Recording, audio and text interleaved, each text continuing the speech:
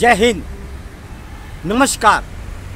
फिर एक बार आपके सामने देश और जनता के हित में मैं हूं मुंबई से रविंद्र जैन। नवभारत टाइम्स के 3 धुरंधर पत्रकारों ने खोली पोल इन शासन प्रशासन की। फुटपाथ पर कब्जे, रोड पर कब्जे, सब मिली भगत, सबकी आंखें खुल गईं, आंखों पे से पर्दा हट गया, हकीकत जनता के सामने आ गई। हालांकि ये बात सब जानते हैं कि अति का अंत होना निश्चित है।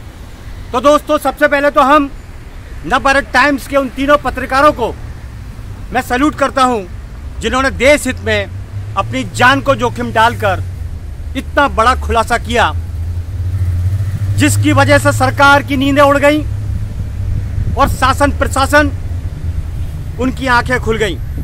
क्योंकि कहीं ना कहीं हम शुरू से कहते आ रहे हैं कि कोई भी भ्रष्टाचार के अंदर शासन प्रशासन की ताकत जब तक शामिल नहीं होगी, भ्रष्टाचार हो ही नहीं सकता है।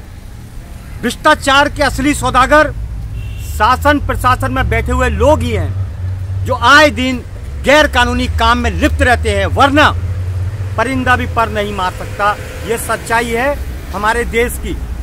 तो नवभारत टाइम्स की इस खबर ने पूरे महाराष्ट्र को और एक एक मंत्री की आंखें खोल दी कि वास्तव में जो भ्रष्टाचार होता है, उस भ्रष्टाचार का सिस्टम क्या होता है। वो पूरे सिस्टम के साथ हर बार पेपर के अंदर लगातार ये खबर छपेगी और छपती रहेगी। आखिर ये क्या लगा रखा है, हमारे देश का सिस्टम क्यों सड़ गया है, इस सिस्टम के पीछे क्या है।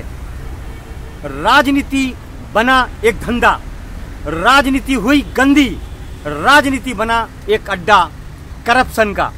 तो ये हाल है हमारे भारत के ज्यादातर 99% नेताओं की काली करतूत का खौफनाक एजेंडा। सत्ता पर चुन के आते हैं किस लिए, ये इनसे पूछा जाए कि आप बताइए कि सत्ता पर आप चुन के आए हैं किस लिए? क्या करप्शन का धंधा करने के लिए, या करप्शन का अड्डा खोलने के लिए, या दलालों की पार्टी इकट्ठी करने के लिए?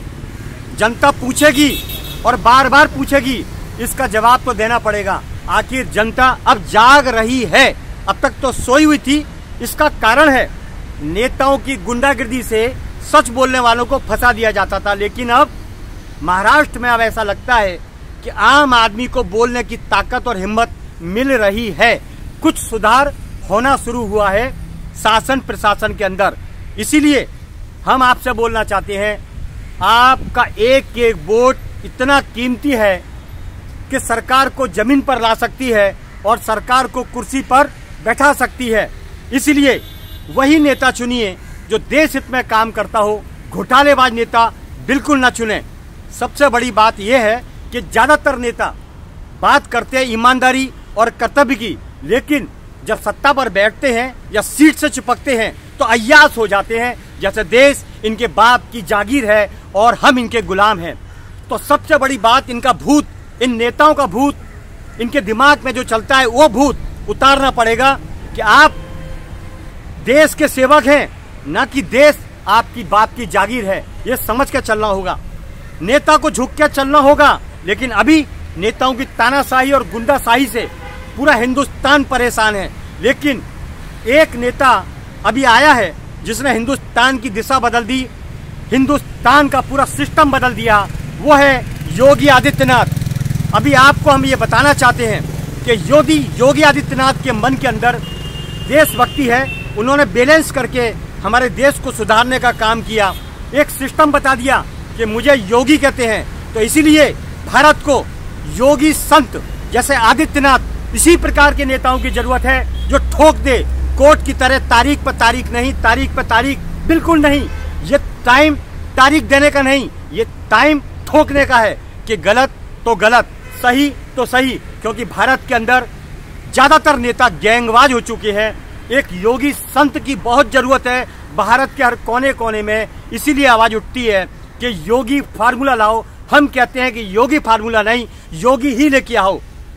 प्रधानमंत्री की कुर्सी पर अब योगी आदित्यनाथ का बैठना बहुत जरूरी है। अगर भारत को हिंदू राष्ट्र घोषित करना है तो, और अगर जीना है तो, वरना वापिस से देश फिर गुलाम होगा। इसकी वजह है कि नेताओं ने हकीकत में भारत के बारे में कभी नहीं सोचा और जनता के बारे में कभी नहीं सोचा। अगर सोचा तो अपना पेट और पेटियां भरने के लिए सोचा।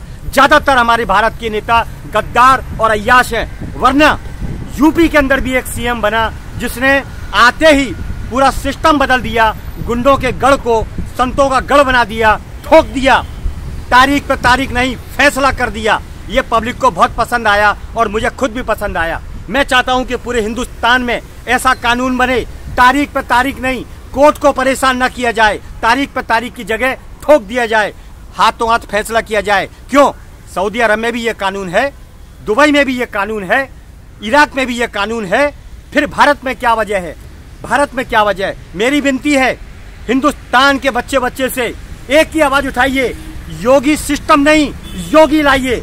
मैं हूं मुंबई से, जनता के हित में, देश हित में, करप्शन के खिलाफ लड़ने वाला रविंद्र जैन।